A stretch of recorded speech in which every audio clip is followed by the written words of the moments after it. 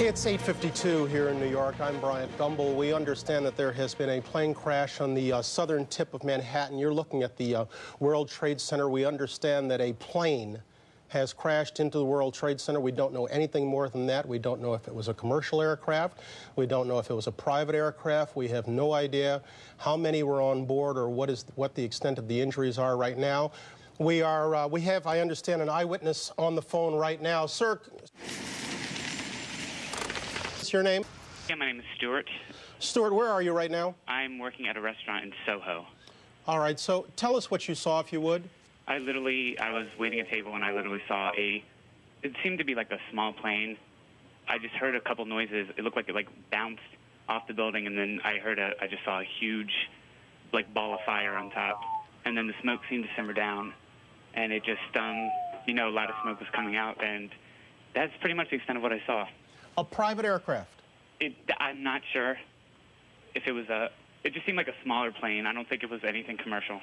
Could you tell us whether or not it was a prop or a jet? I honestly don't know. It happened too quickly.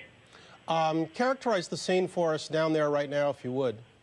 Excuse me? Can you tell us about the scene down there right now? Right now, people are just on the street looking at the building. The building, there's just a lot of smoke. It's not too crazy down where I am. How far away from the World Trade Center specifically are you? I'm actually on Thompson Street North. I'm not too far. It's 8:54 right now, Stuart. Can you tell me when this happened exactly? I would have to say about 10 minutes ago. About 10 minutes ago? Yeah. Is this normally an area that is heavily trafficked by aircraft, or is this an area that aircraft steer pretty clear of? I really don't know that information.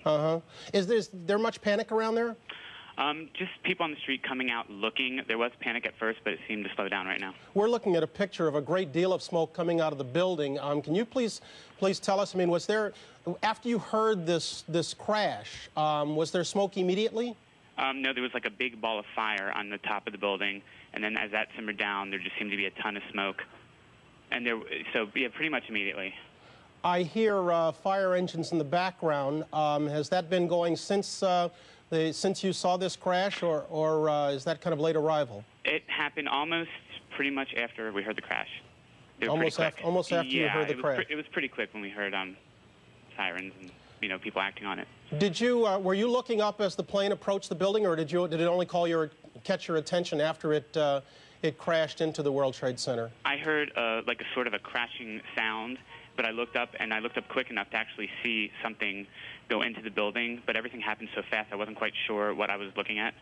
So there's no way you can know whether or not the plane seemed to be in trouble before it crashed into the building? Oh, no, I couldn't tell. It's hard for us to tell from the picture we're seeing just how far down from the top that plane crashed. Have you any better eyesight to it from your vantage point? Not really. All I know is it definitely wasn't the top of the building, because that seems to be intact from what I saw. I really can't tell right now. Can you tell us anything about how much debris came crashing to the ground, and whether or not anybody was hurt as a result? I honestly don't know. I just saw a lot of what looked like crumbling glass, maybe just a lot of stuff falling down, but I can't tell you debris-wise.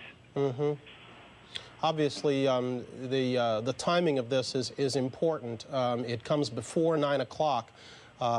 Perhaps, and we say that in hopeful fashion, perhaps not everybody was at work, because if that building was in fact crowded with workers, we're looking at probably some casualties and injuries of considerable proportions. But right now there's no way of telling that.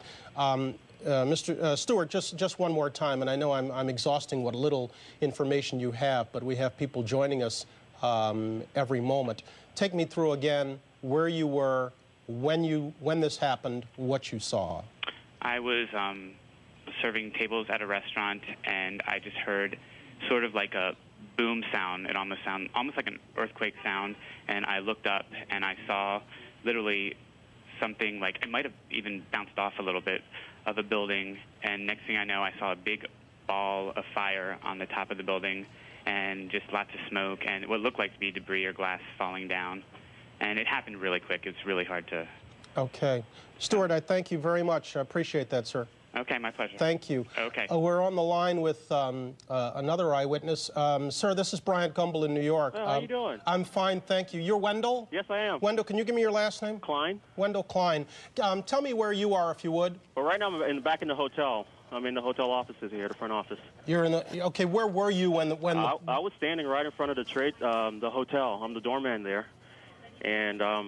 The hotel. Which hotel? Marriott World Trade Center. Right across from the World Trade Center. It's actually right in between them. Right in between the World Trade Center. Yes. Okay, so you were standing outside, and tell us what you saw and what you heard. Well what I heard first, an explosion. And I just figured that it was a plane passing by. Then all of a sudden, stuff just started falling, like bricks and paper and everything. And so I just kind of like ran like inside to get away from the falling debris and glass and so forth. Then after like everything stopped, because it like was falling in the street and the cars were crashing into each other. And then when it kind of stopped, I heard a guy screaming. And when I looked over, there was this guy that was on fire. So I kind of like ran over, and I tried to like put the fire out on him. And he was like screaming, and I just told him to roll, and he said he can't. And then another guy came over with his bag and kind of like put the flames out on him. So right now he's being taken care of. I just had everyone call the ambulance and stuff so it can help him out. He caught fire as a result of the falling debris? Yeah. How much debris, can you give us an idea of how much came crashing to the ground? It's just a lot. Bricks, a lot of bricks, a lot of glass. I'm like enough to like damage cars on the street, make cars swerve into each other, that kind of thing. Any other people on the ground that you saw? No, just hurt? Just him so far. Tell me about the traffic down in that area, and I'm talking about human traffic. Human traffic? Well, at 8:55, which is about the time when this happened, 8:45, 8:55. Right. On my side, where I'm standing, there's not a whole lot because it's basically right in front of the hotel, so you don't get too much, but you do get enough. You know, get some. What about traffic in the building? I mean, you work basically between the two towers. Yes. Most people arriving for work before or after 9 a.m.? Before. Basically, in my hotel, I have people who are just leaving and going to meetings.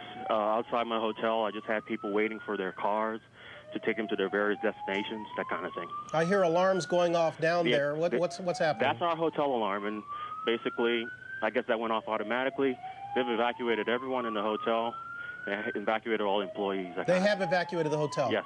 Immediately? Yes. Can you give me an idea of what the scene is like down there? What the what is like? What the scene is like down there at the World Trade Center? Just people are like crying and panicking, like want to know what's going on. When I came inside, there were a lot of people who wanted to go out to see what was going on, but the security kind of like kept them at bay and kept them inside. Basically, right now, I just still have people going towards the bar area. They're trying to evacuate everyone out of here. That kind of thing. Is this an area, Mr. Klein, that is normally trafficked by small planes, or is it an area that they're generally steer clear of? You do get some. I do see some passing. Basically, those planes like I do see passing are like those, like the planes from Washington, D.C. area. Like, so there won't be like huge planes, but you know, big enough. Are you hearing anything, Wendell, about what kind of a plane it was, or how many were on board? No. Basically, all I got was my wife called me. She told me that it was a plane crash, and basically, I really don't know what's going on so far. Do you know if it was a private aircraft or a commercial plane? That I don't know. You don't know? No, sir. You're not seeing any evidence of people being carried out of the building yet? There's a woman that was just carried. I guess she fainted or something, but I don't see any physical injuries to her. All right. Mr. Klein, thank you very much, sir. All right. Good talking to you, sir. I appreciate it. Bye-bye. I understand Teresa